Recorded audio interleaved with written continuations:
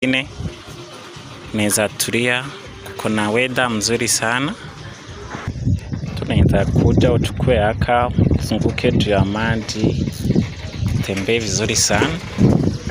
Tingine wanaruhusu ukikuja unaketi na kitu ya kukunywa ama chakula, ukunywe kwa maji hata wewe siku moja ufurahie.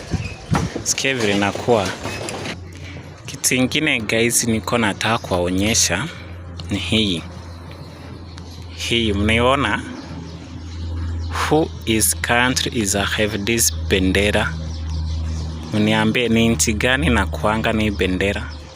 Mimi mnaiona vizuri sana. Wenye wanaijua mtuambie ni nchi gani na kuanga ni bendera.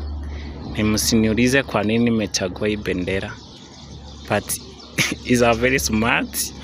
Tena kako clear.